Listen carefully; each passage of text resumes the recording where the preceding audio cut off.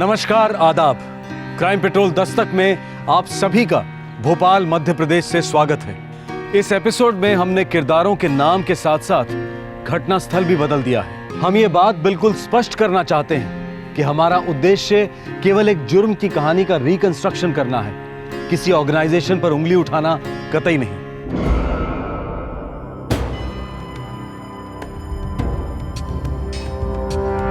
सावधान! Land position! Position! Guns up! Load! Fire!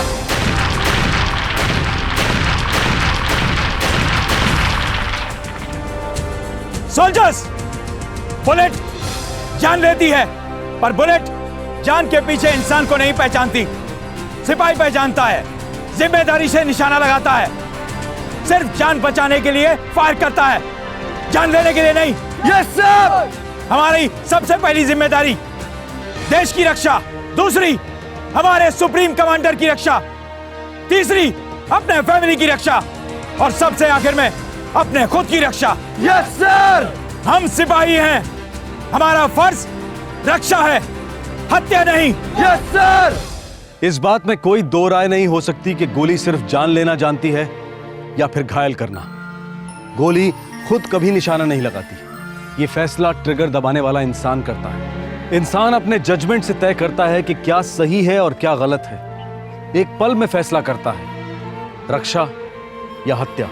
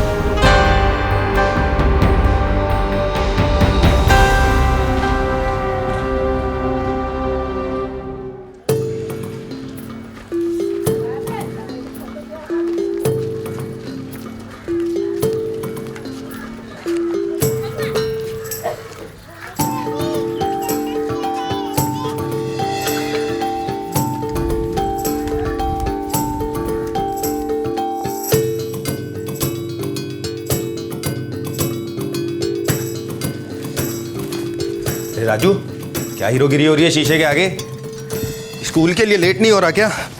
बाबा आज Sunday है ना? हाँ मालूम है संडे है। ये भी मालूम है संडे को तेरी एक्स्ट्रा क्लास होती है ना? पहुंच जाऊंगा बाबा, टेंशन मत लो। ए गोमती, वो अपनी मेम साहब को बोलना इस महीने तनख्वाह एडवांस में दे दे। बोल चुकी हूँ, बोल रही थी सोचती हूँ। अरे इतना सोचती है तो बोल सोचती बैठे, छोड़ नौकरी। अरे ऐसे कैसे छोड़ दूँ? और वैसे भी वो अच्छी है। असली में छोड़ने को थोड़ी बोल रहा हूँ, बीच बीच में धमकी देनी होती है। अच्छा सोचती हूँ। तू भी सोचेगी? क्या होगा इस दुनिया का। तो सुन राजू, स्कूल के बाद सीधा घर लौट के आना, खाना बना के रखा हुआ है, फेंकना मत। इधर उधर तफरी मत करना, खासकर वो फौजी वाले इलाके में बहुत डेंजर है बेटा। काय का डेंजर बाबा? बस है, तू हीरो मत बन। चल अब चलो भाई।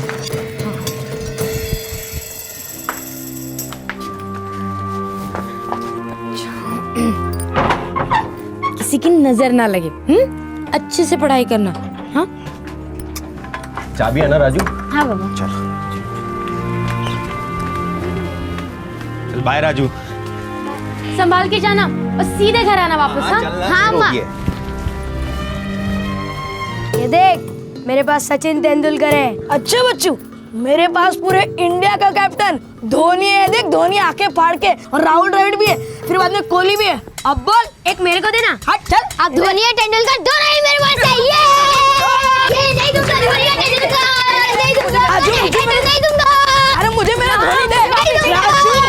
राजू मुझे मेरा धोनी दे। मुझे नहीं दूंगा। मुझे मेरा धोनी दे। राजू रुक रुक, हाँ रुक। ये ले, अरे ये ले। देता नहीं। अरे मैं तो मस्ती कर रहा था। ये लो अपने अपने हीरो। पता है कितनी मुश्किल से मिला है मुझे तेंदुलकर। द्रविड़ और धोनी हमेशा हमेशा मेरे जेब में रहते, समझा? ए रवि, मुझे सहवाग दे रहे हैं क्या? अरे क्या यार, तुम दोनों सहवाग और धोनी के पीछे पड़े, रन तो बनाते है नहीं कोई, पता नहीं क्यों पीछे पड़ते हैं। ये बादाम तो देख यार। वाह यार, बादाम तो देख। हाँ हाँ, देख कर ही पेट भर लो। मेरे बाबा पता क्या बोलते हैं? बोलते हैं कि अगर तू इस पेड़ के पास भी जाएगा ना, तेरा भरता बनाकर छोड़ेगा मैं। अरे यार, सबके बाबा ऐसी धमकी देते हैं। उनको छोड़, बादाम को देख। जब झाड़ पे इतने सारे, तो उस तरफ जमीन पे कितने होंगे? ये राम चलता है क्या? उस तरफ? अरे रहने ही दे। पिछली बार देखा नहीं था वो फौजी गार्ड कैसे रावण की तरह अपने पीछे भागे थे? ए राजू, सोचना भी मत। अरे यार, दोपहर को आसान होगा, और अगर वो गार्ड्स हमारे पीछे रावण की तरह आएंगे ना, तो हम हनुमान की तरह उड़ कर जाएंगे। लेकिन मुझे बादाम खाना है तो खाना ही है। और वैसे अपने टेंडू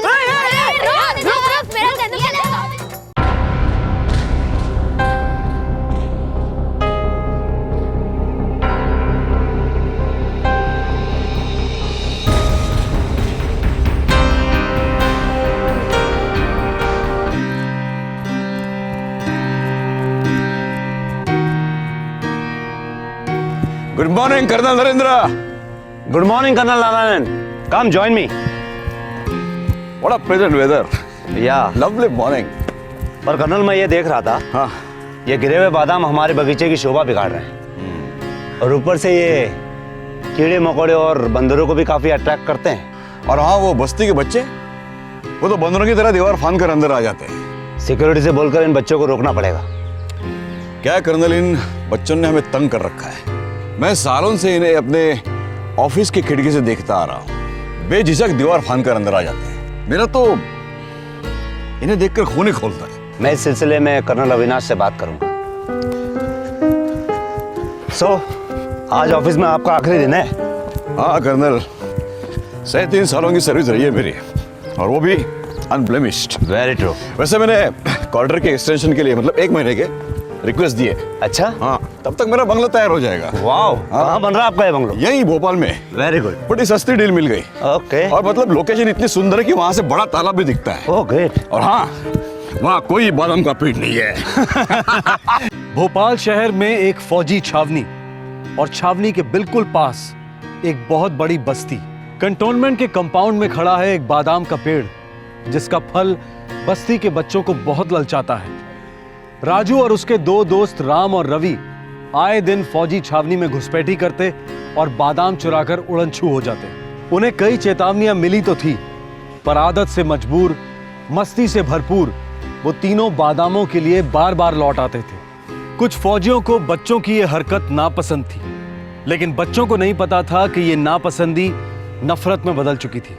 वो तीनों बच्चे अपनी मस्ती में दीवार फांदकर बादाम चुराने आ जाते, और फिर एक दिन उन तीनों में से एक बच्चा एक गोली का निशाना बना। मई 2011।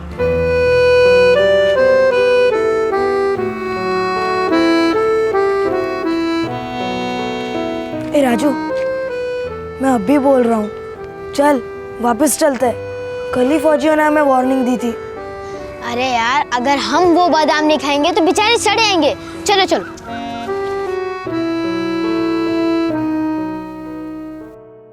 अरे यार, फिर से सोचने लग गए, क्या होगा इस दुनिया का। चलो, अरे चलो ना यार, कुछ नहीं होगा, चलो।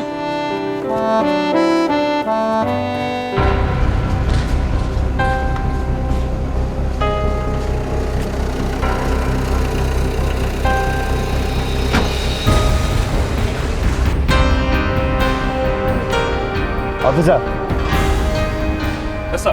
माली से कहकर बादाम के पेड़ के आसपास का एरिया साफ करवा दो। वहाँ जितने भी बादाम नीचे गिरे हुए हैं उन्हें भी उठवाकर कहीं फेंकवा दो। उसकी वजह से काफी गंद मची हुई है। Okay sir. चलो जवान।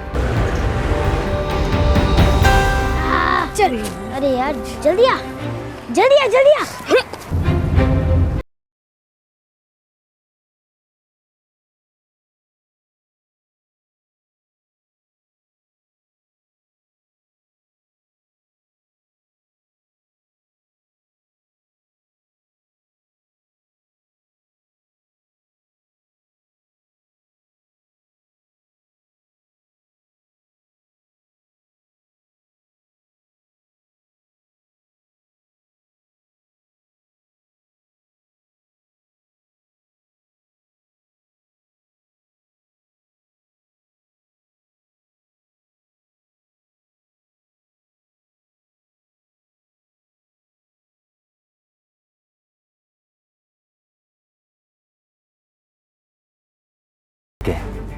डिसिप्लिन नाम की चीज नहीं, ब्लडी मंकीज।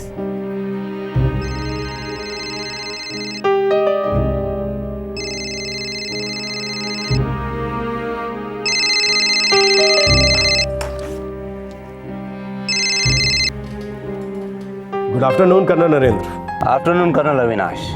वो बस्ती के लड़कों को मैंने आज फिर से पकड़ा। दीवार फांदकर कंटोनमेंट के अंदर घुसने की कोशिश कर रहे थे वो लोग। अच्छे बच्चे बहुत न्यूसेंस। राम, राजू, मुझे ठीक नहीं लग रहा। चल ना वापस चलते हैं, इसमें बहुत डेंजर है। हाँ यार, वापस चलते हैं। क्या यार, तुम लोग भी ना बहुत डरते हो। हम थोड़ी ना कोई बॉर्डर क्रॉस करके पाकिस्तान जा रहे हैं, हम तो सिर्फ बादाम खाने जा रहे हैं जो भगवान ने सिर्फ हमारे लिए बनाया। फौजी लोग तो उसे छूते भी नहीं है। एक तो बच्चे नहीं है कर्नल, लड़के हैं। दूसरा, जिन्हें आप सिर्फ एक न्यूसेंस समझ रहे हैं वो सीरियस सिक्योरिटी रिस्क भी हो सकते हैं। हमें इस बात को सीरियसली लेना चाहिए। I know colonel Narendra. In fact compound में रहने वाले हर दूसरे ऑफिसर ने शिकायत की उन बच्चों के खिलाफ। छोड़ यार, मैं तेरे साथ नहीं आऊँगा राजू। और राम तुम? मैं भी नहीं आऊँगा। अरे यार तुम लोग टेंशन मत लो, कुछ नहीं होगा। बस मैं अंदर जाऊंगा, तुम लोग बाहर मेरा इंतजार करना, मैं बादाम लेकर आऊंगा। बस जल्दी। ठीक है। मैं सोच रहा हूँ उस बादाम के पेड़ के नीचे एक सिक्योरिटी गार्ड की पोस्टिंग करवा दूँ। जितनी जल्दी हो सकता है उतनी जल्दी कराइए colonel, because we don't know this guys. ये लड़के कोई भी हो सकते हैं।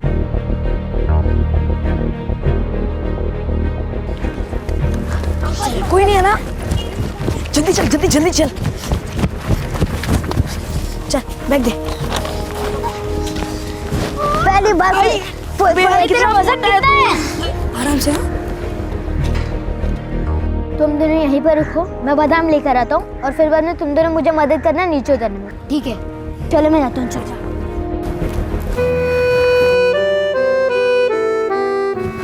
इतने सारे बादाम।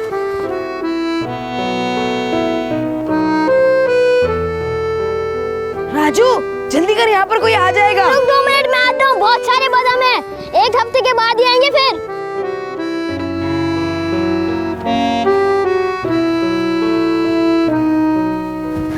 इतने सारे बादाम। राजू जल्दी कर। इधर तो बहुत सारे हैं, सारे इधर से ही लेकर आता हूँ।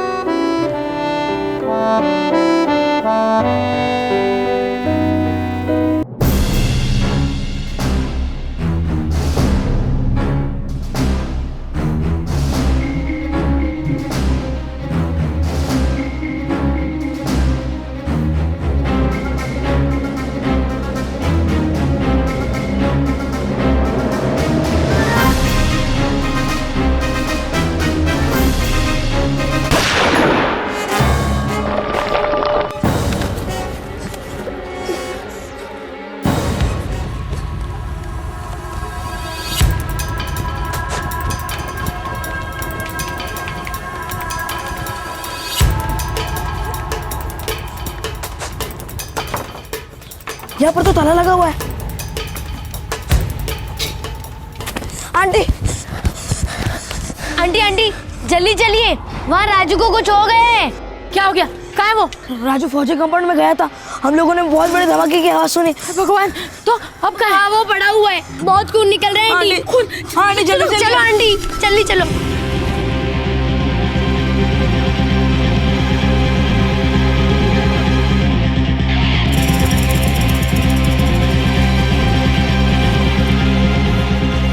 अरे हरिराम, हाँ तेरे राजू को किसी ने गोली मार दी। क्या बकवास कर रहा है? हाँ यार, वो आर्मी कंपाउंड में गया हुआ था। चल चल जल्दी चल, जल्दी चल। राजू, राजू, राजू, द्वार के उस पार जाके देखो जल्दी।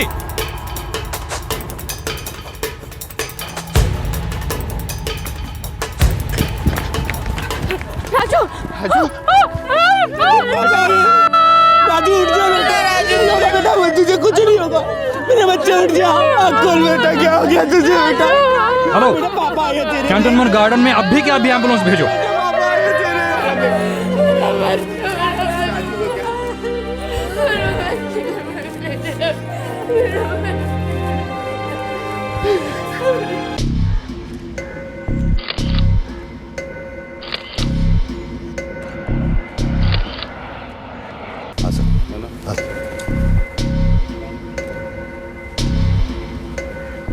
कब हुआ? पता नहीं सर, बस एक फायरिंग की आवाज़ सुनी।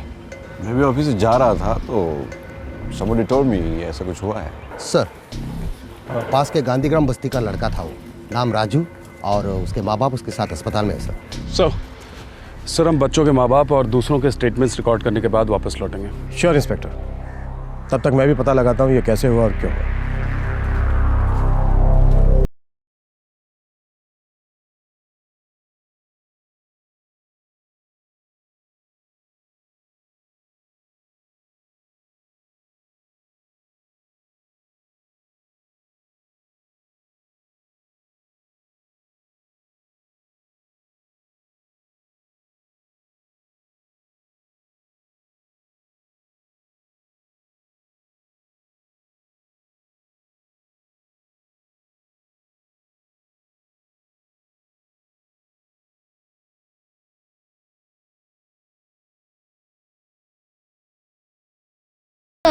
बेटा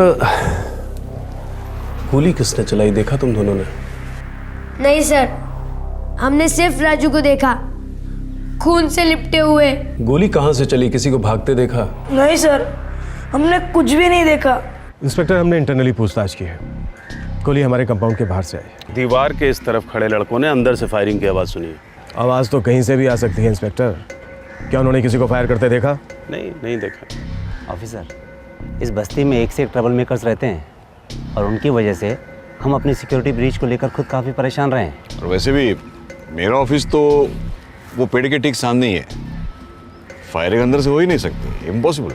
गार्ड्स वाला सिक्योरिटी गेट भी काफ़ी दूर है पेड़ से। एनीवे, हम एक फॉर्मल इंटरनल इंक्वायरी करवा रहे हैं, बहुत जल्द आपके पास रिपोर्ट पहुंच जाएगी। Thank you.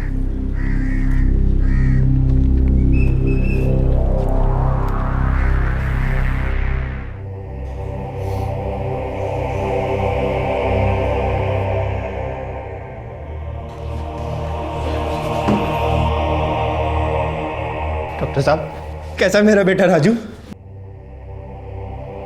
सॉरी, हम आपके बच्चे को बचा नहीं पाए।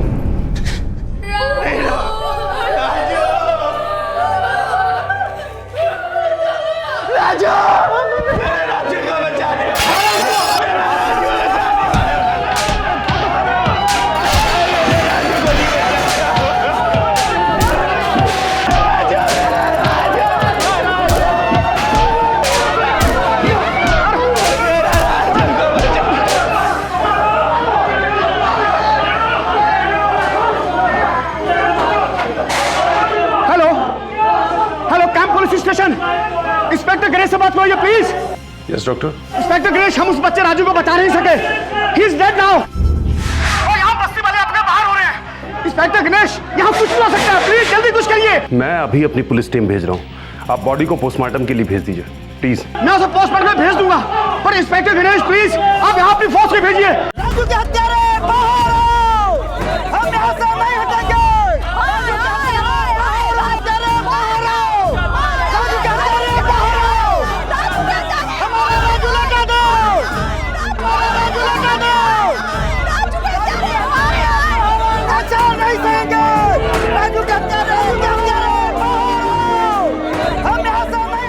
ऑफिसर, यस सर, सारे गेट्स बंद करवा दो। यस सर, किसी भी सूरत में कोई भी सिविलियन कैंटोनमेंट के गेट्स पार नहीं करना चाहिए। Yes sir. दीवारों को कवर में रखो। Yes sir. खास तौर से उस बादाम के पेड़ के पास। Yes sir. कोई सरफिरा कूद कर अंदर ना आ जाए। एक्चुअली सिक्योरिटी पहले से बढ़ाने चाहिए थे कर्नल। ये सिविलियंस अपने आप को समझते क्या है, नारे लगा रहे हैं। पता भैया किससे पंगा ले रहे हैं? नहीं पता है तो अब बता देंगे कर्नल। तुम दोनों मेरे साथ चलो।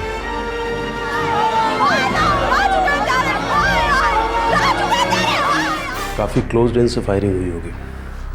हो सकता है। बुलेट दिखा सकते हैं? बुलेट? बुलेट तो उसकी बॉडी में नहीं थी। नहीं थी मतलब? हाँ, मैंने खुद ऑपरेशन किया है। दरअसल इसकी पीठ में गोली की एग्जिट का निशान है। इससे यह पता चलता है कि गोली इसके सीने के आर पार चली गई है। ओह माय गॉड, इसका मतलब है कि गोली कहीं उसी कंपाउंड में पड़ी हुई है या गड़ी हुई है।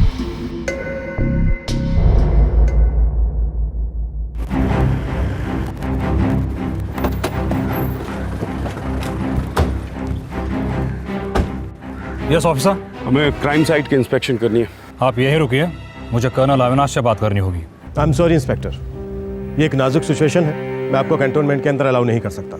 मुझे क्राइम सीन की इन्वेस्टिगेशन करनी है। मैंने आपसे कहा था ना, हमारी इंटरनल इंक्वायरी चल रही है, आज शाम तक आपको रिपोर्ट मिल जाएगी। लेकिन आप मुझे अंदर अलाउ क्यों नहीं कर रहे हैं?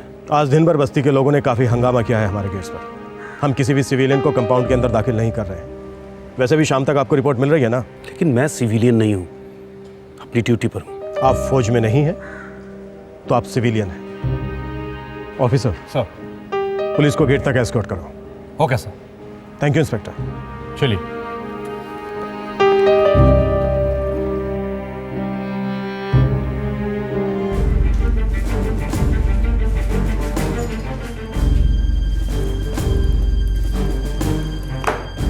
ये रही आपकी रिपोर्ट्स। क्या कहती है आपकी ये रिपोर्ट? सच कहती है, फायरिंग कंपाउंड के बाहर से हुई थी। हमें कंपाउंड की तलाशी तो लेने नहीं दिया आपने। क्योंकि उसकी कोई ज़रूरत नहीं थी ऑफिसर। गोली कंपाउंड के बाहर से आई थी, इसमें सारी डिटेल्स हैं। आपका काम और भी आसान हो गया है। Thank you officer.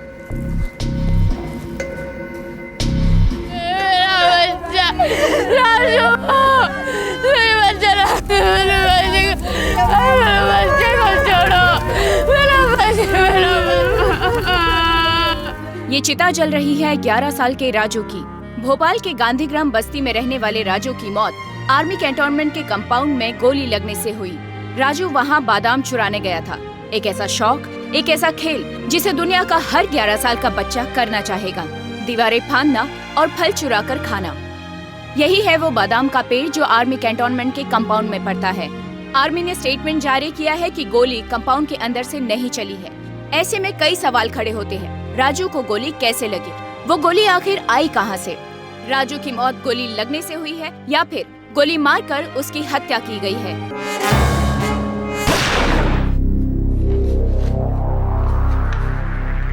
सर, ये रिपोर्ट कंपाउंड के अंदर से फायरिंग होने की सारी पॉसिबिलिटीज को नकार रही है। तुम और तुम्हारी टीम अभी तक गोली ट्रेस नहीं कर सके।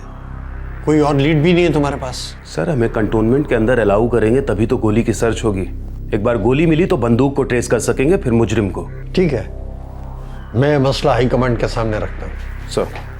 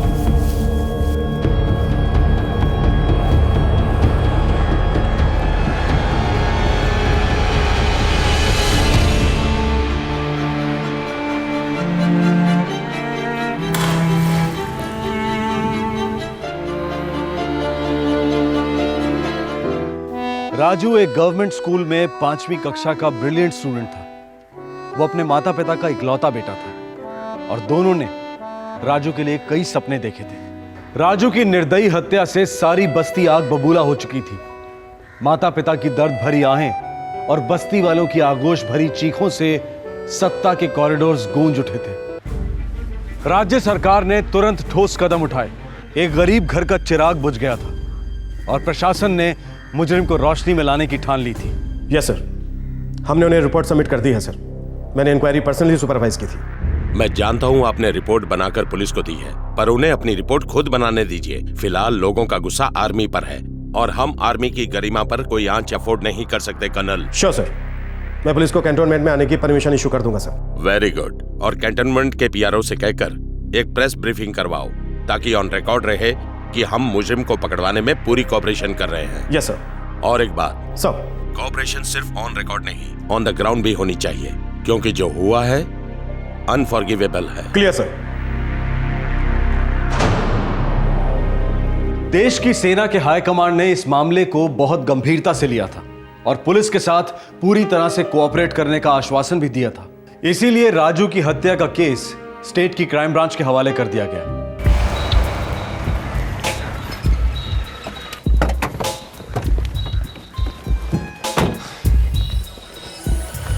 Rathore, crime branch. Good morning officer, आप अपनी इंस्पेक्शन शुरू कर सकते हैं। अगर आपको किसी मदद की ज़रूरत है तो मैं अवेलेबल हूँ। सिक्योरिटी ऑफिसर अवेलेबल है। Thank you colonel. You welcome. Thank you.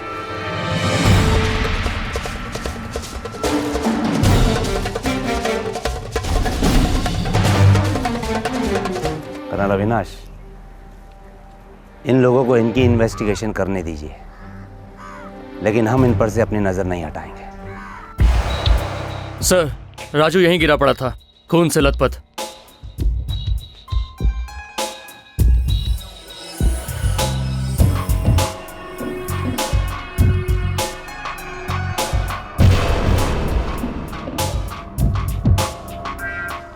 इस तरफ की पूरी दीवार स्कैन करो, पेड़ भी स्कैन करो। अगर कोई टेम्परिंग नहीं की गई है तो हमें गोली मिलनी चाहिए। Yes sir.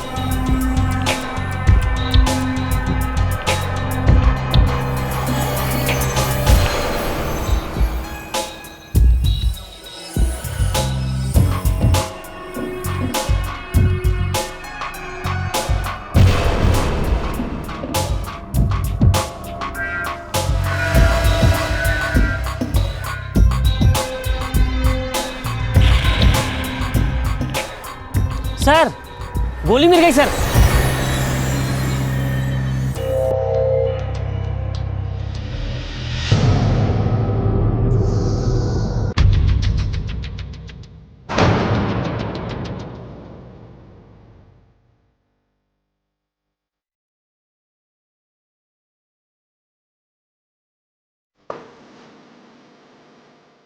mm Mark 4। कौन सी गन से फायर हुई होगी?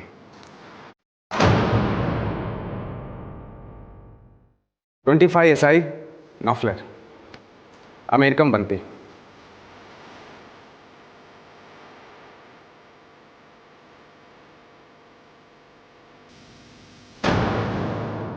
कारतूस के साथ वो गोली कुछ ऐसी दिखती होगी।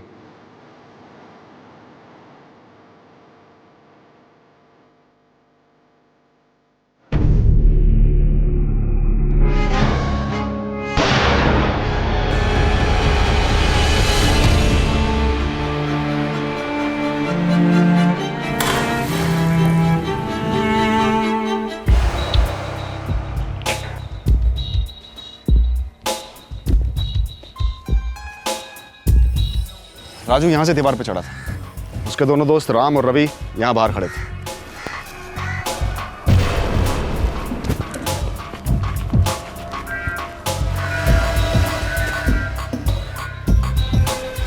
राजू की बॉडी यहां अंदर मिली और बुलेट दीवार में गड़ी हुई मिली। फिर इनकी रिपोर्ट किस हिसाब से कह रही है कि फायरिंग बाहर से हुई? सर, रिपोर्ट भी तो अंदर से आई है ना। You are right Dhulia. जब गोली राजू को चीर कर निकली तो राजू यहां गिरा और गोली वहां दफन हुई। सर, राजू की हाइट इतनी होगी और गोली उसके सीने को चीर कर निकल गई।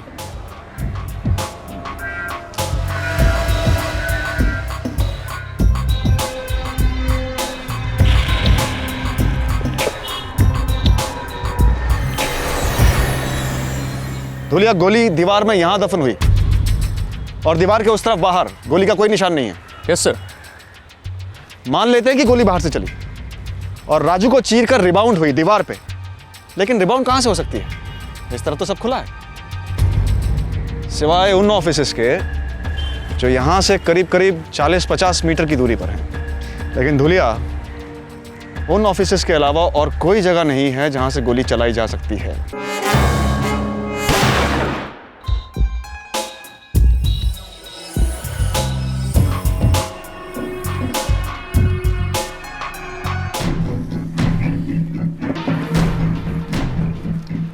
इस तरह गोली बच्चे के बदन को चीरती हुई दीवार में घुस गई होगी और दीवार पर लगी गोली के इम्पैक्ट को देखकर ऐसा लगता है कि गोली पास से चलाई गई। पास यानी कितनी पास है? ज्यादा से ज्यादा 50 मीटर, इससे ज्यादा बिल्कुल भी नहीं। I am sure. दुलिया, गोली यहीं कहीं आसपास से चली है। इन ऑफिसेस को आउटर लिमिट मान लो। सर, इतने पास से इतनी भारी कैलिबर की गोली, ये डेफिनेटली जान लेने के इरादे से ही चलाई गई है। Shoot to kill.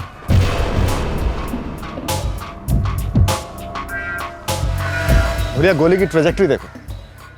जिस तरह से गोली राजू को चीर कर दीवार में धंसी है, उससे यही लगता है कि गोली इन ऑफिसेस में से कहीं से चलाई गई, किसी ऊपर वाले फ्लोर से नहीं, और ना ही किसी बगल वाले ऑफिस से।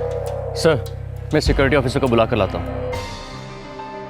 ये ऑफिस जिसकी खिड़की खुली है वो कैप्टन खन्ना का ऑफिस है, और जिसकी खिड़की बंद है वो कर्नल नारायणन का ऑफिस हुआ करता था।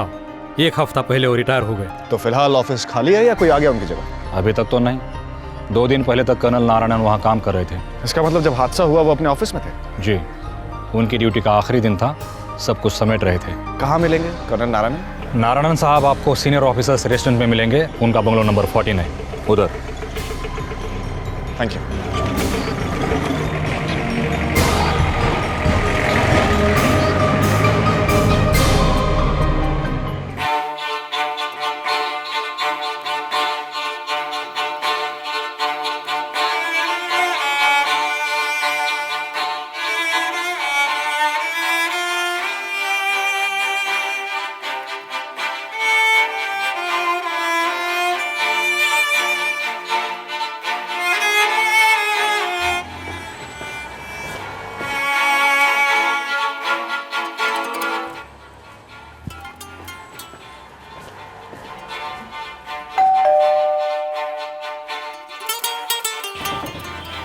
जी, good afternoon ma'am. Good afternoon. Colonel Narayan घर पे हैं, मैं उनसे बात करना चाहूंगा। कौन है Shobha? Sir, I am Rathore, crime branch.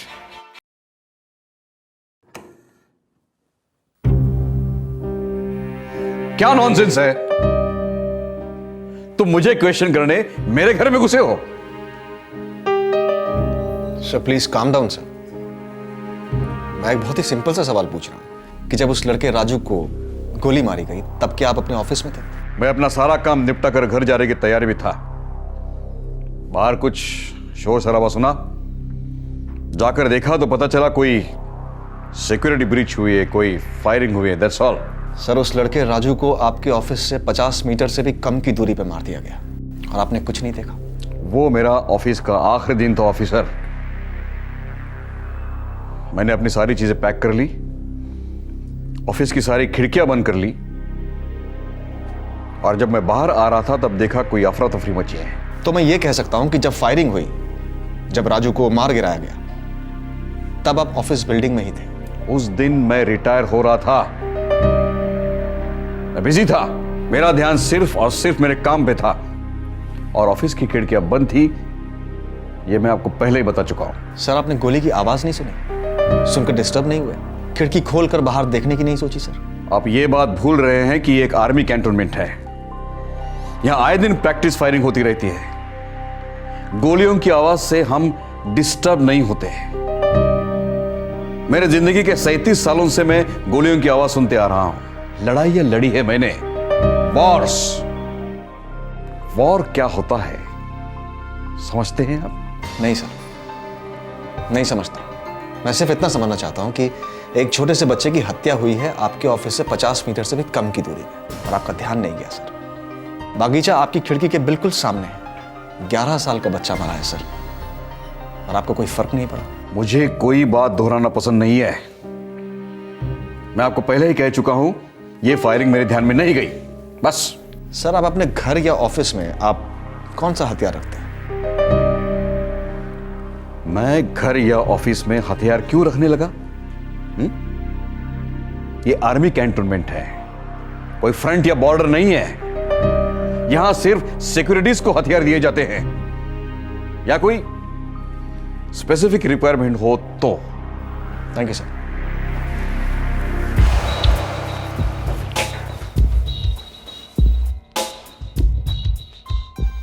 बस्ती के बच्चों का आपके आर्मी एरिया में घुसकर बादाम चुराना आपको कोई खास पसंद नहीं था। आर्मी आर्मी होती है ऑफिसर, सिविलियन के लिए आउट ऑफ बाउंड। मैं ही क्या, सारा कैंटोनमेंट उस बस्ती के बंदरों से तंग आ चुका था, परेशान था। उन्हें कई बार वार्निंग भी मिली थी, लेकिन वो सुनते नहीं थे।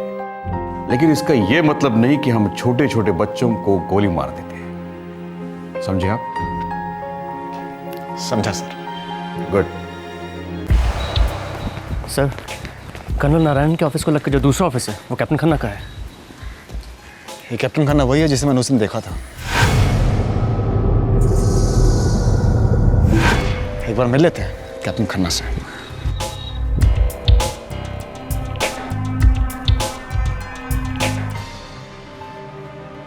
देखिए, जिस वक्त ये हादसा हुआ मैं अपनी सीट पर नहीं था। आप कहाँ थे कैप्टन? मैं बाहर प्रैक्टिस ग्राउंड में था। कोई तरीका है जिससे ये बात वेरीफाई हो सकती है? कहीं आप मुझ पर शक तो नहीं कर रहे हैं?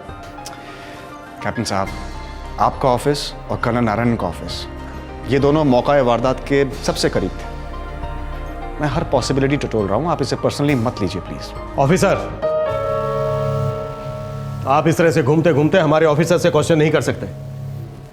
मैंने सुना है कर्नल नारायण से भी आपने कुछ बेहुदा सवाल पूछे। क्या आपको पता नहीं है वो एक रिटायर्ड ऑफिसर है? कर्नल साहब, मैंने किसी की क्वेश्चनिंग नहीं की, मैं सिर्फ इंफॉर्मेशन इकट्ठा कर रहा हूँ। इकट्ठा करने की क्या जरूरत है? मुझसे आप प्यारों से कलेक्ट कीजिए, जो इन्फॉर्मेशन होगी वो आपको मिल जाएगी। मिस्टर राठौड़, हम आपके साथ कॉपरेट कर रहे हैं, इसका मतलब ये नहीं है कि आप हमारी प्राइवेसी की धज्जियां उड़ाएं। मेरा ऐसा कोई इरादा नहीं है सर, ना कभी होगा। फिर भी अगर किसी को बुरा लगा है तो I am sorry. Thank you captain Khanna.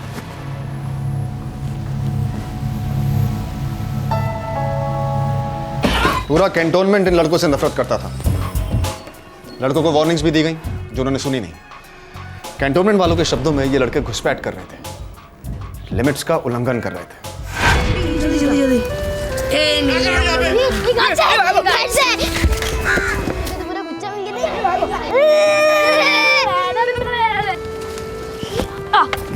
उठाओ चले आते।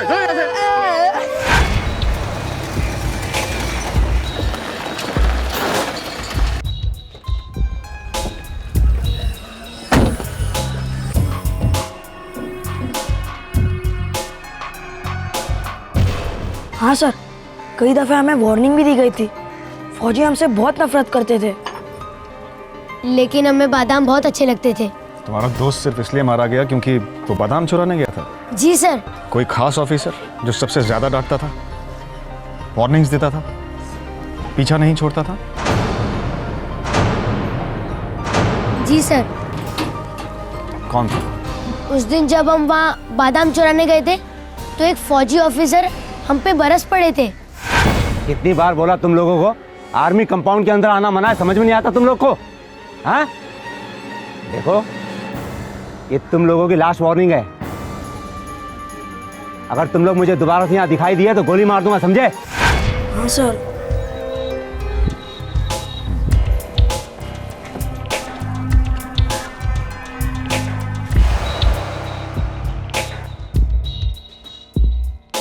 मिस्टर राठौड़, उन लड़कों को हर दूसरा ऑफिसर डांटता था। हर दूसरा ऑफिसर काम से कैंटोनमेंट के बाहर आता जाता था। अब मैं किस किस को आपके सामने पेश करूं इंसल्ट होने के लिए? इंसल्ट हम किसी की नहीं करना चाह रहे हैं सर। आप सिर्फ इतना बताइए कि 12:30 और 12:55 के बीच में कौन कौन से ऑफिसर्स गाड़ी से बाहर गए थे? 12:30 और 12:55 ही क्यों? क्योंकि इसी दौरान वो बच्चे बादाम चुराने की अपनी पहली कोशिश में नाकाम हुए थे और किसी बाहर जाते हुए ऑफिसर ने गाड़ी रोक के उन्हें डांटा था। हमारे पास ऐसी कोई लिस्ट नहीं है, नहीं ऐसा कोई रिकॉर्ड। गेट के सिक्योरिटी रजिस्टर में तो एंट्रीज होंगी ही सर।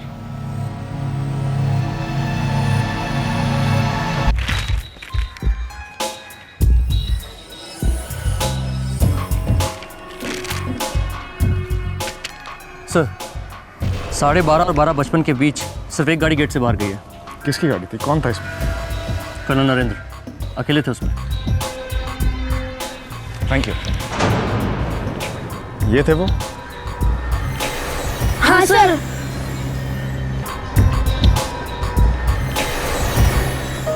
आप लोग पागल हो गए हैं क्या?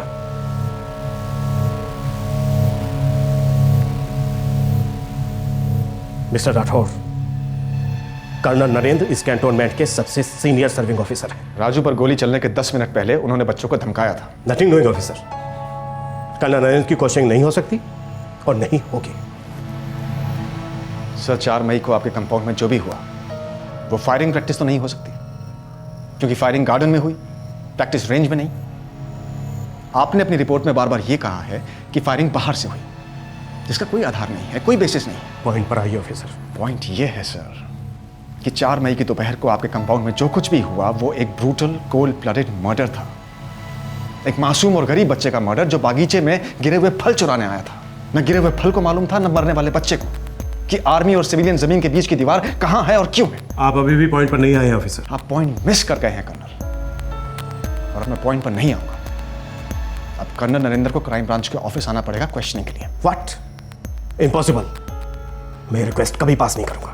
रिक्वेस्ट करने का टाइम अब खत्म हो गया सर। अब कैंटोनमेंट के आर्म्स डिपो की तलाशियां ली जाएंगी, रिकॉर्ड्स चेक होंगे, और वो सब कुछ किया जाएगा जो एक मुजरिम को पकड़ने के लिए किया जाता है। और अगर रोकने की कोशिश हुई सर तो वारंट्स इशू होंगे।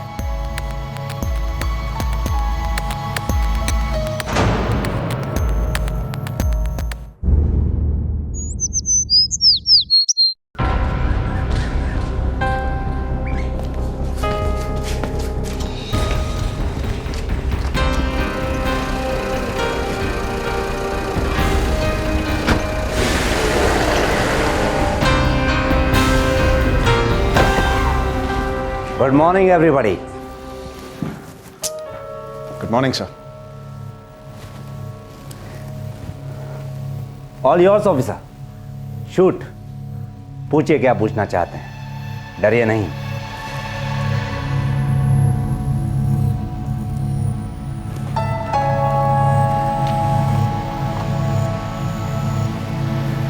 सर, राजू के मर्डर से 10 मिनट पहले क्या आपने उन तीनों बच्चों को वार्निंग दी थी?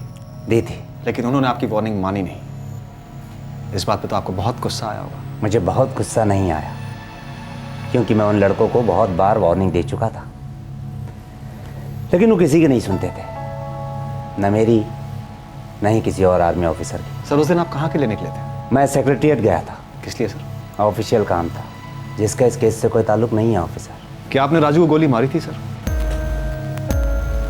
Good, I like that. Direct to the point सवाल। लेकिन मेरा जवाब है नहीं, मैंने उस लड़के को गोली नहीं मारी थी, और मैं दावे के साथ कह सकता हूँ कि ऐसा कोई भी आर्मी ऑफिसर कभी नहीं करेगा। गोली आर्मी कंपाउंड के अंदर से चलाई गई सर। अगर किसी आर्मी ऑफिसर ने नहीं चलाई तो कोई भी बाहर वाला आपके कंपाउंड में बादाम चुन रहे बच्चे को गोली मारकर कैसे निकल सकता है और क्यों? ये मैं नहीं जानता, लेकिन मैं इतना जानता हूं कि आर्मी जान बचाने के लिए गोली चलाती है, मारने के लिए नहीं। और अगर आप मुझ पर शक कर रहे हैं तो आपको ज़रा लॉजिकली सोचना होगा, क्योंकि जिस वक्त यह हादसा हुआ था उस वक्त मैं सेक्रेटेरिएट में था। सर, आप इस कैंटोनमेंट के सीनियर मोस्ट ऑफिसर हैं। क्या आपने किसी को ऑर्डर दिया था गोली मारने के लिए? No, never. वो एक छोटा लड़का था ऑफिसर।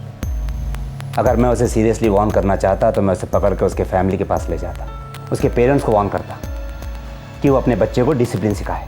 That's all. उससे आगे मैं और कुछ नहीं करता। वार्निंग देने से पहले आपने सिक्योरिटी से कहा था कि पेड़ के आसपास का एरिया साफ कर दो। माली से कहकर बादाम के पेड़ के आसपास का एरिया साफ करवा दो। वहाँ जितने भी बादाम नीचे गिरे हुए हैं उन्हें भी उठवाकर कहीं फेंकवा दो। उसकी वजह से काफ़ी गंद मची हुई है। Okay sir. पेड़ के आसपास का एरिया साफ करने को कहा था ऑफिसर, किसी का सफाया करने को नहीं। I did not give orders to kill. मैंने किसी को भी शूट टू किल का ऑर्डर नहीं दिया था। Excuse me sir, just a moment. No problem, take your time.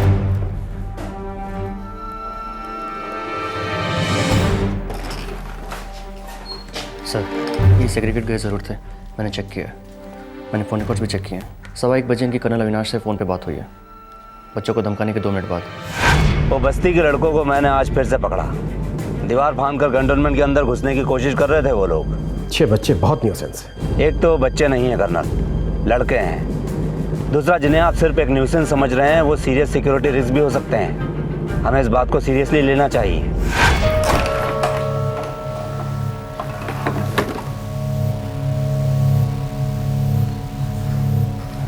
Sir, क्या आपकी कर्नल अविनाश से फोन पे बात हुई थी बच्चों को धमकाने के 2 मिनट के बाद? बच्चों को डांटने के 2 मिनट के बाद ऑफिसर। सॉरी सर, बच्चों को डांटने के बाद।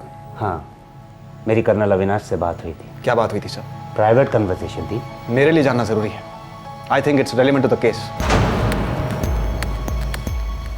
तो आप ये जानना चाहते हैं कि क्या मैंने कर्नल अविनाश को ये ऑर्डर दिया था कि वो उस पेड़ पर नजर रखें और अगर वो लड़के वहाँ वापस लौट आए तो उन पर फायर खोल दें, उनको गोलियों से उड़ा दें? Correct sir. मैं यही जानना चाहता हूँ कि क्या आपने ऐसा ऑर्डर दिया था कि बच्चों को गोली मार दो?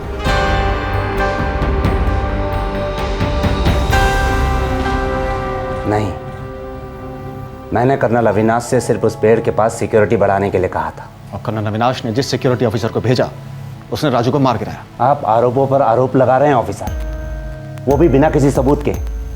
For a kind information, colonel Avinash ने उस पेड़ के पास किसी भी सिक्योरिटी वाले को नहीं भेजा था और इस टॉपिक पर हमारे बीच सिर्फ डिस्कशन हुई थी।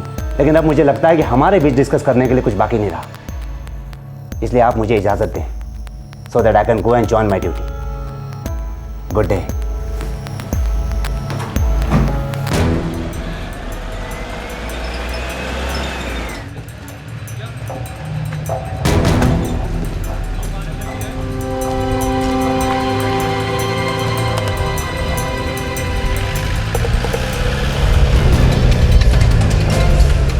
जी नहीं, उस दिन या किसी भी दिन कर्नल अविनाश ने मुझे उस पेड़ के पास सिक्योरिटी बढ़ाने के ऑर्डर्स नहीं दिए थे।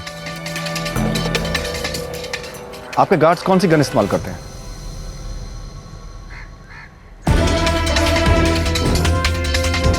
फाइव नॉट फाइव शीजलर। Thank you.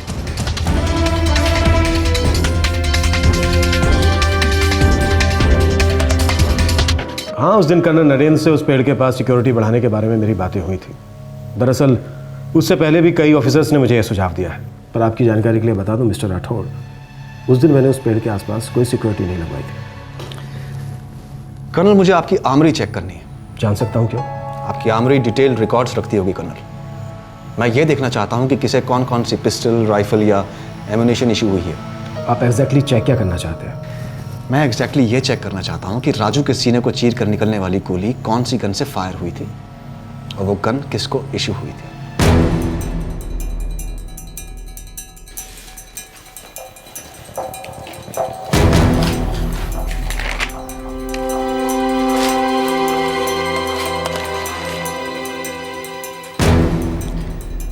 ऐसा ही नॉफलर गन की कोई एंट्री क्यों नहीं दिखाई दे रही ऑफिसर? इंडियन आर्मी में 25 नॉफलर गन्स यूज नहीं होती हैं। What? इंडियन आर्मी में 25 नॉफलर गन्स यूज नहीं होती हैं और पहले भी कभी नहीं हुई हैं। जहां तक मेरी नॉलेज है 25 नॉफलर गन्स कुछ स्टेट्स की पुलिस इस्तेमाल करती है। डिटेल्स आपको चेक करनी होगी सर।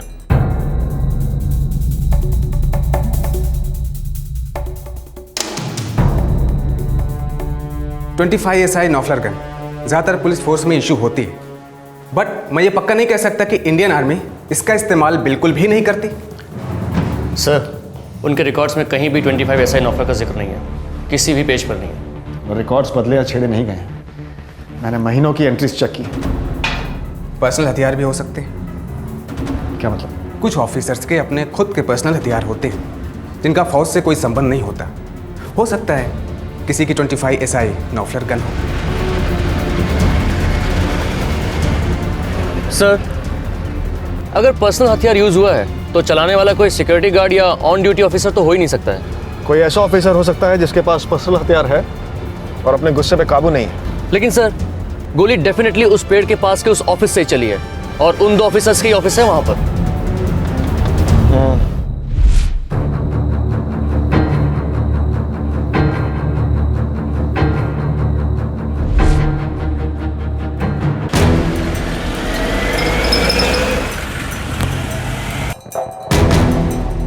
मिस्टर राठौड़, आप आधे कैंटोनमेंट से पूछताछ कर चुके हैं, आर्मरी चेक कर चुके हैं, उस पेड़ के नीचे घंटों बिता चुके हैं, आपको कुछ नहीं मिला। अब आप ये नई मांग लेकर आ गए हैं मेरे पास।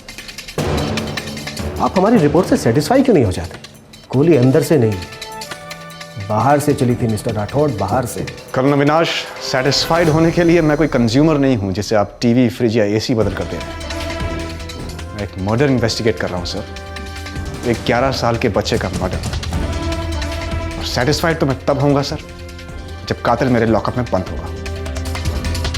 तब तक बाल की खाल निकलती रहेगी। मैं वो हर डिटेल चेक करूंगा सर जो इस केस को सॉल्व करने के लिए जरूरी है। और फिलहाल पर्सनल हथियारों के रिकॉर्ड्स मेरे लिए बहुत जरूरी है।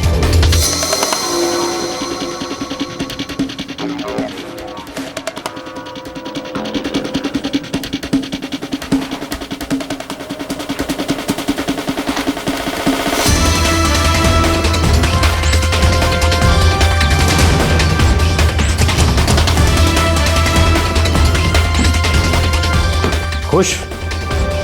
सेटिस्फाइड? ऑफिसर, अगर कैंटोनमेंट के अंदर कोई भी सुराग होता तो उसे आपको ढूंढने की जरूरत नहीं पड़ती, क्योंकि मैं खुद उसे आपके हवाले कर देता। मैं आपसे फिर कह रहा हूं ऑफिसर, जो भी हुआ है हमारी दहलीज के बाहर हुआ है।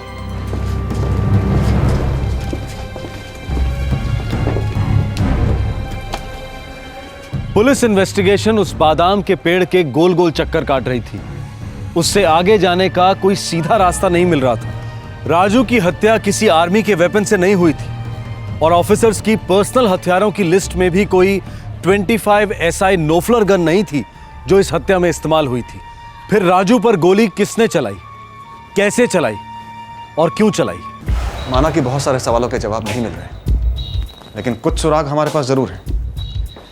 नंबर 1, गोली कंपाउंड के अंदर से चलाई गई। नंबर 2, 25 SI नोफलर गन का इस्तेमाल किया गया। नंबर 3, गोली पास से चली। उन दोनों ऑफिसर्स में से किसी एक ऑफिस से चल सकती है। और नंबर 4, सस्पेक्ट कर्नल नरेंद्र ने खुद गोली नहीं चलाई, क्योंकि मर्डर के वक्त वो कैंटोनमेंट एरिया से बाहर थे। हमें यहाँ से आगे जाना है। सर थोड़ा पीछे जाते हैं। पीछे मतलब पहले सर, पहले की कोई पुरानी दुश्मनी या बस्ती की कोई आपसी रंजिश, ये मोर्चा तो हमने खोला ही नहीं अब तक।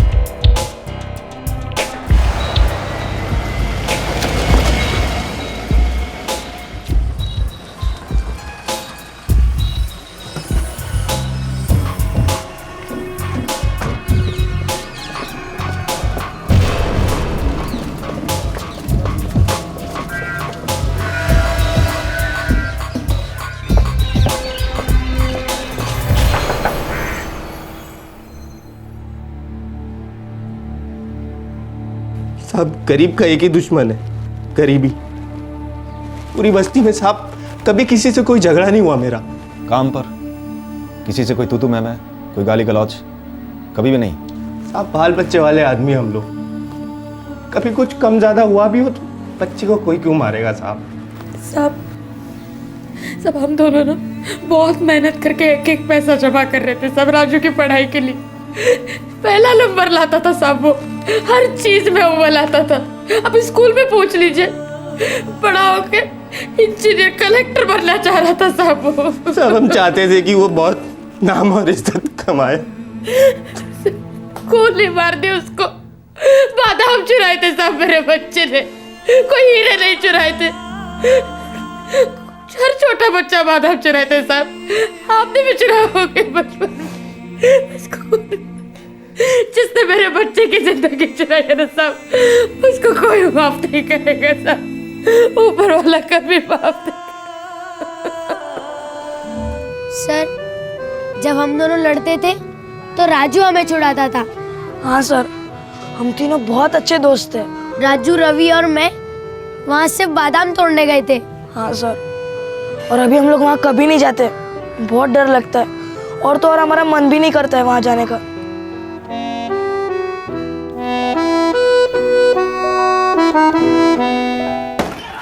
सर खबरियों के नेटवर्क से कोई खबर नहीं मिल पा रही है। 4 मई को कोई भी बाहर वाला भोपाल में गन लेकर नहीं आया और कैंटोनमेंट के आसपास तो बिल्कुल भी नहीं।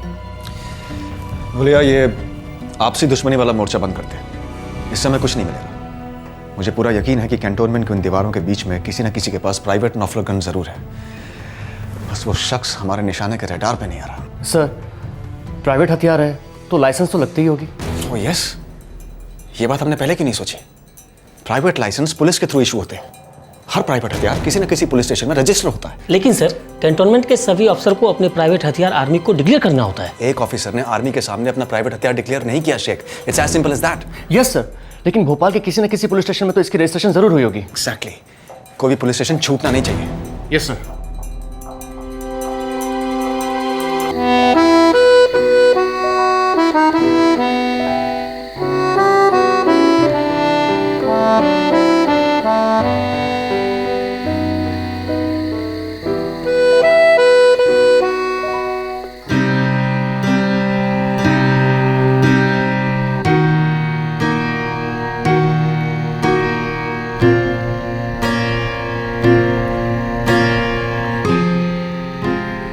दरअसल हमें उन बच्चों को डांट कर भगाने के बजाय डिसिप्लिन सिखानी चाहिए,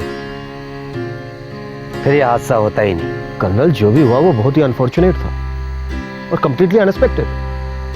आज से पहले किसी कैंटोनमेंट में ऐसा नहीं हुआ होगा। आपका क्या ख्याल है कर्नल नारायणन? किस बारे में? यही कि फायरिंग कैंटोनमेंट के अंदर से हुई है या बाहर से? फायरिंग बाहर से होना लॉजिकल है ही नहीं।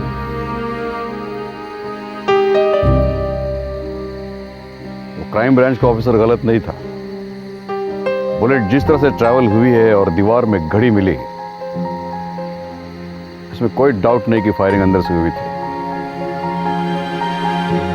हाँ, वो लड़के हमारे लिए इरिटेशन थे, सरदर्द थे हमारे लिए। मैं ये नहीं कह रहा हूं कि जो कुछ हुआ सही हुआ, बिल्कुल नहीं होना चाहिए था, लेकिन हो चुका। भूल जाओ सब कुछ और आगे बढ़ो। कमान से निकला तीर वापस आया है कभी?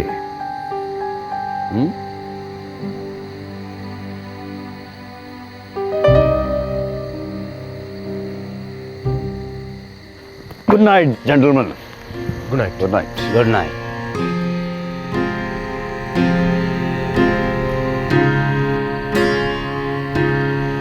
एंजॉय।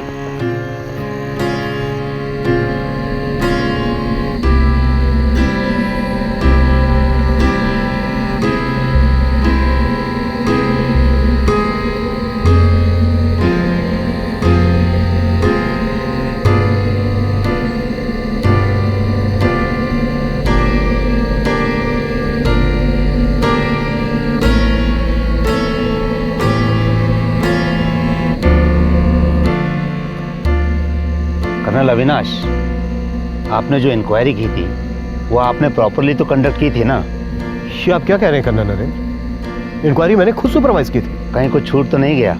कोई डिटेल, कोई ऑफिसर, कोई सच?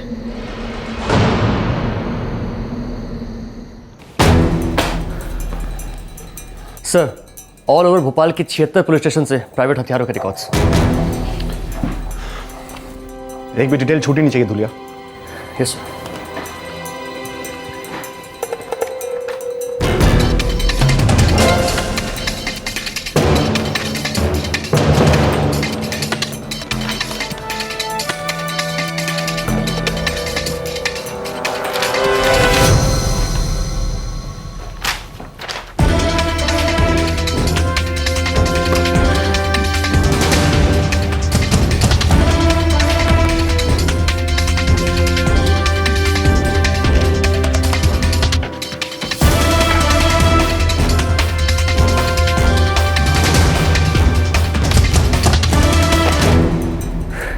सर, शक की सुई हिल ही नहीं रही है।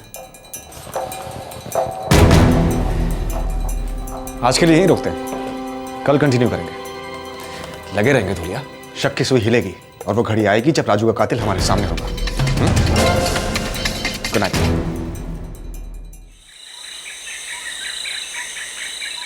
कैंटोनमेंट में और किसी ऑफिसर की क्वेश्चनिंग बाकी नहीं है सर। तुम्हारे पास गोली है, लेकिन वो गन अभी तक ट्रेस नहीं कर पाए हो तुम। कोशिश जारी है sir. This is very important case Rathore. एक गरीब बच्चा मारा गया है और हमें कातिल को किसी भी सूरत में पकड़ना है और जल्दी पकड़ना है विदाउट लॉस ऑफ टाइम। मुझे थोड़ा टाइम और दीजिए सर, कातिल का टाइम आप हो जाएगा।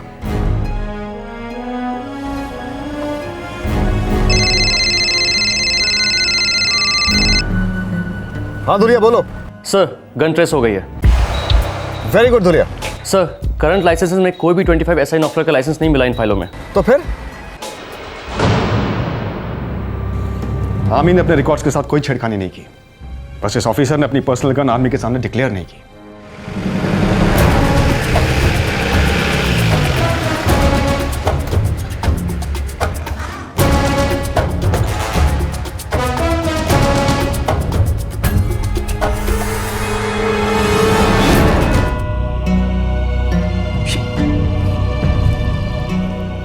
ये बहुत बड़ी मिसअंडरस्टैंडिंग है मिस्टर राठौड़। ये आपसे कोई गलती हुई है। एप्लीकेशन आपके सामने है सर, आप नाम चेक कीजिए, एड्रेस चेक कीजिए, यहाँ नीचे ऑफिसर के सिग्नेचर भी हैं सर। ये कैसे हो सकता है? कोई भी ऑफिसर बिना डिक्लेयर किए कोई भी हथियार कैंटोनमेंट के अंदर नहीं रख सकता। ये हमारे रूल्स के खिलाफ है। बादाम चुराने वाले बच्चों को गोली मारना भी किसी फौजी रूल बुक में नहीं लिखा है सर। आखिरकार पुलिस उस 11 साल के राजू पर ट्रिगर दबाने वाले इंसान से सिर्फ 1 उंगली भर की दूरी पर थी। इस फौजी अफसर ने अपनी पर्सनल 25 SI नोफ्लर गन के लाइसेंस को भोपाल के एक पुलिस स्टेशन में रिन्यू कराना चाहा था, पर उसने अपना यह हथियार फौज में डिक्लेयर नहीं किया था, जो अब एक मासूम के खून से रंगा था।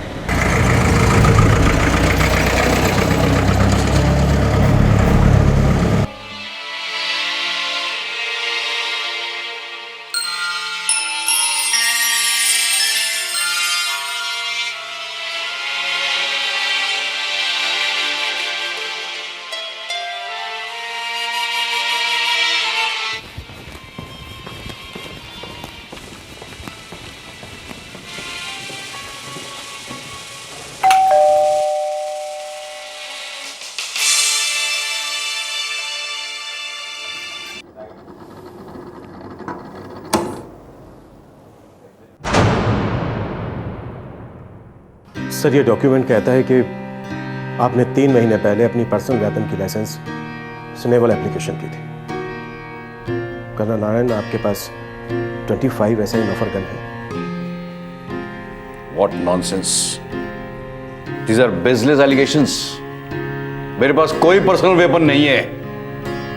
सर, इस पर आपका नाम, आपकी रैंक, आपका एड्रेस सब कुछ लिखा हुआ है और वहां नीचे आपके सिग्नेचर्स भी हैं। हमने आपके सिग्नेचर मंगवाए थे। आप ही क्या सर? किसी ने फोर्स किया है। साजिश दिखाई नहीं देती तुम्हें कर्नल अविनाश? ये लोग फ्रस्ट्रेट हो रहे हैं इस केस को लेकर, मुझे टारगेट बना रहे हैं क्योंकि मेरा ऑफिस उस बड़ी पेड़ के सामने था। आपको गलतफहमी हो रही है सर। और साजिश हुई है, लेकिन हमारी तरफ से नहीं। मैं कर्नल नारायण को कस्टडी में ले रहा हूं। हम सबके लिए वही अच्छा होगा कि कम से कम हंगामा हो।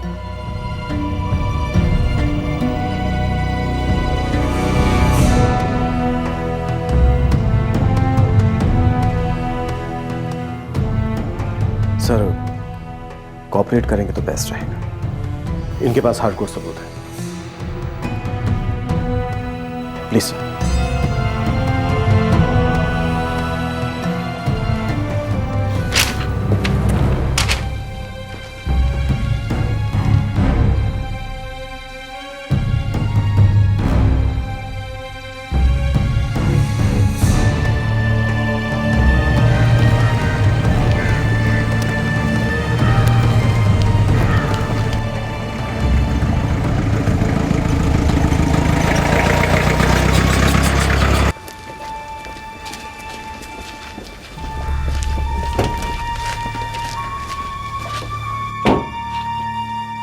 एक आखिरी रिक्वेस्ट है आपसे कर्नल अविनाश।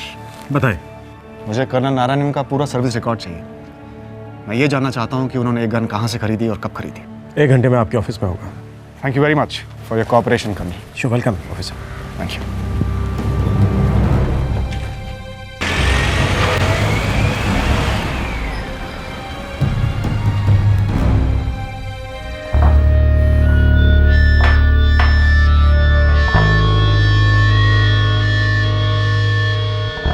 कहाँ है ऑफिसर राठौड़? सर, अभी आ रहे हैं। सर, कर्नल नारायण बहुत चिड़चिड़े हो रहे हैं। होने दो, हम पूरी इंफॉर्मेशन कलेक्ट करने के बाद इनकी क्वेश्चनिंग करेंगे। उनकी पोस्टिंग जलना, औरंगाबाद, इंदौर और भोपाल में रही है धुलिया। आप चाहते हैं कि मैं इन सारे शहरों के पुलिस स्टेशन का रिकॉर्ड चेक करूं, ताकि हमें पता चल जाए कि पहली बार इन्होंने लाइसेंस के लिए कहाँ अप्लाई किया था। राइट। ये इंफॉर्मेशन हमारी बुलेट होगी, जो हम उन पर निशाना लगाकर फायर करेंगे। Okay sir. Here you go.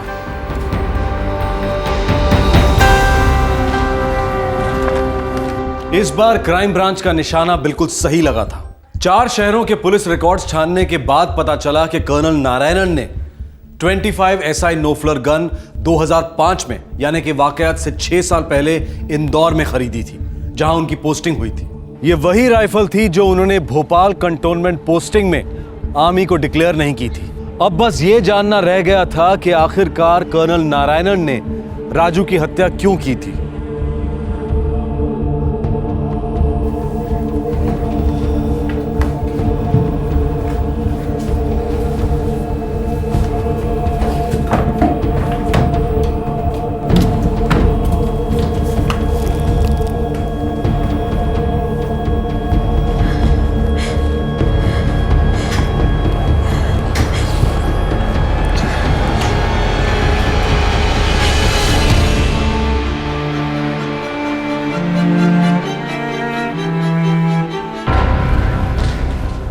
Gun घर के अंदर कहीं नहीं मिली। आप लोगों को गलतफहमी हो रही है। मेरे हस्बैंड घर पर कोई गन रखते ही नहीं थे। तो कहाँ रखते थे मिसेस नारायणन? ऑफिस में? बस कोई गन नहीं है, कोई पर्सनल वेपन नहीं है। सर, मैं कर्नल नारायणन के ऑफिस की तलाशी लेना चाहूंगा। Okay okay sir, thank you ma'am.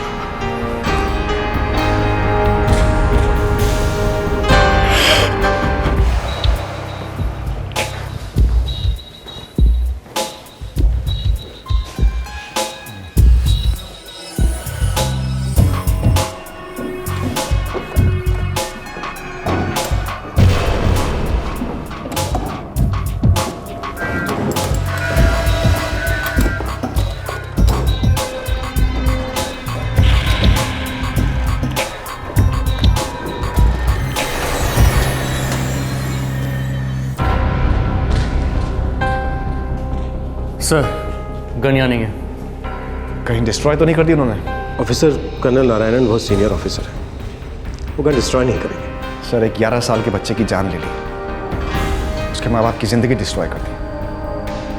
Gun destroy करना कौन सी बड़ी बात है सर?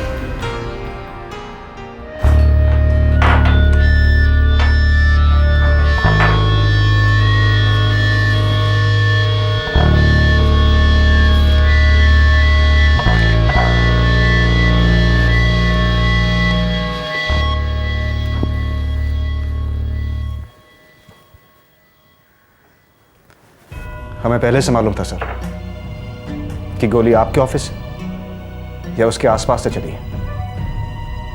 बुलेट हमें मिली, ये बुलेट 25 SI नॉफलर की थी, जिसे आपने इंदौर में 2005 में खरीदा था। और इसी गन के लिए आपने भोपाल के कैंप पुलिस स्टेशन में रिन्यूअल की एप्लीकेशन भी दी थी। ये गन हमारी हिफाजत में नहीं है सर। कहां है ये गन? काफी घुमा फिरा कर पूछ रहे हो ऑफिसर कि क्या मैंने उस लड़के को गोली मारी? मैं आपसे सच की उम्मीद रखता हूं सर।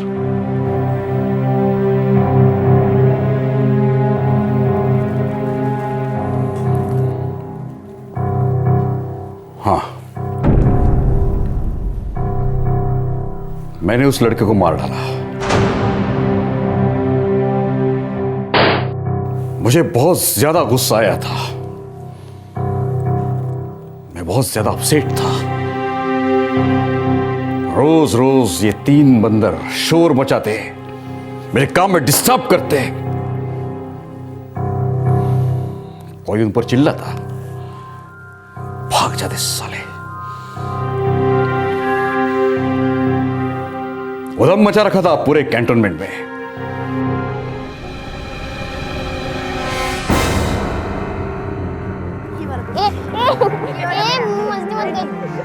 ये मेरे को तो पूरा गुच्छा मिल गया। देख ये मेरे को देना। देख मेरे को भी। जितना इकट्ठा करना कर लो। मंकेश, भागो, गेट लॉस। जल्दी कर जल्दी कर। कर कर। Hey, I will shoot you. भागो भागो वहां से।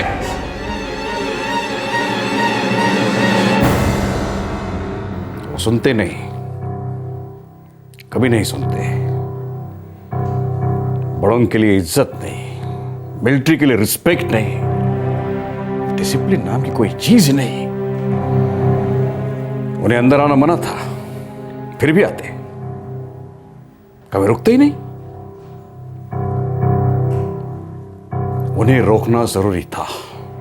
बच्चे थे सर, हम सब इसी दौर से गुजर चुके हैं। उन्हें सबक सिखाना जरूरी था। सबक सीखने के लिए जिंदा रहना जरूरी होता है सर। आपने उस 11 साल के बच्चे के सीने में गोली मार दी। You shot to kill colonel Narayan.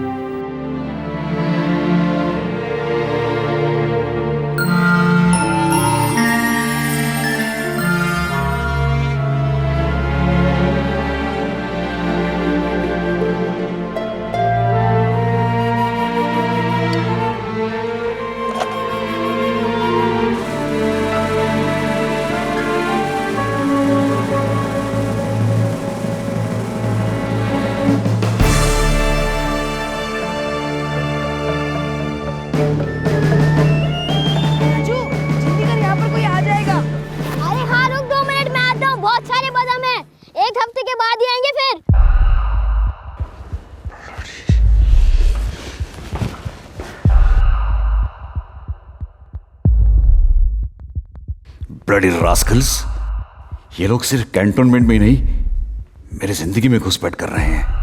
आज ही कहा है, कल सभी आ जाएंगे। नहीं, मैं ऐसा होने नहीं दूंगा। आज से ट्रेस पासिंग बंद।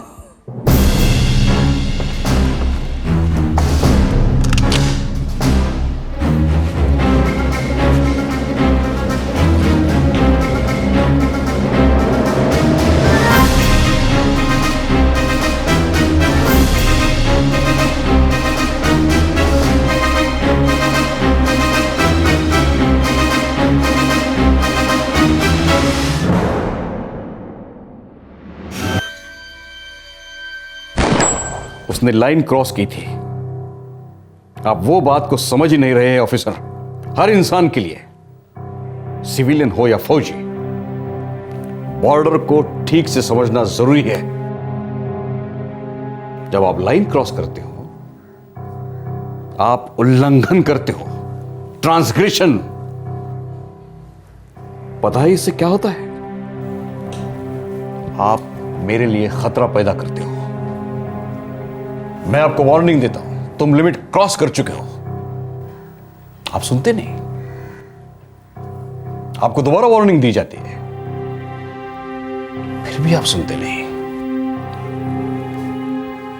फिर मेरे पास कोई चॉइस नहीं रह जाता।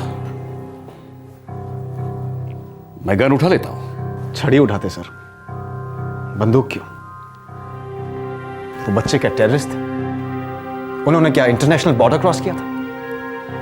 नहीं सर, वो पेड़ से गिरे हुए बादाम चुराने आते थे।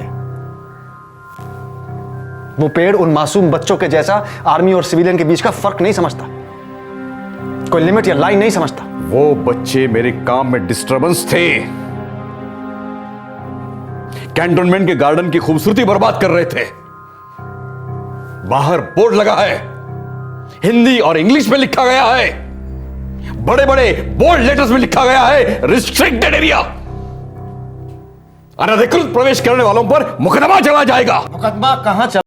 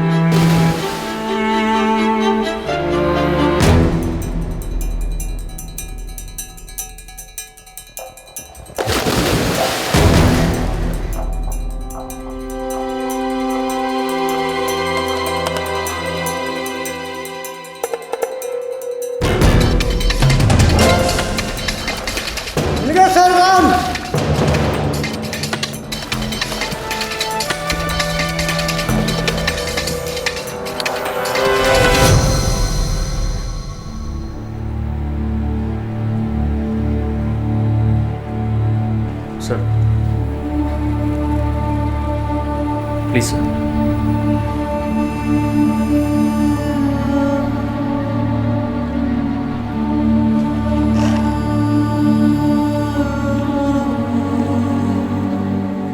पता नहीं मुझे क्या हो गया था, मैंने फायर नहीं करना चाहिए था।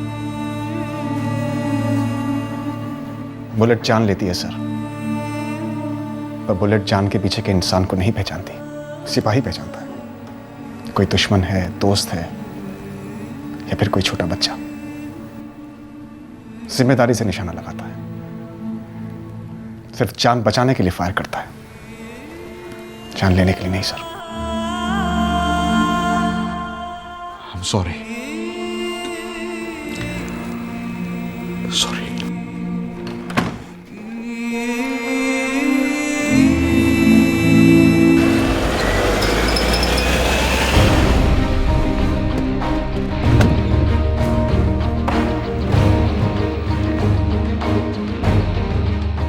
हमारी इन्वेस्टिगेशन अब कंप्लीट है सर। यह है वो रिपोर्ट।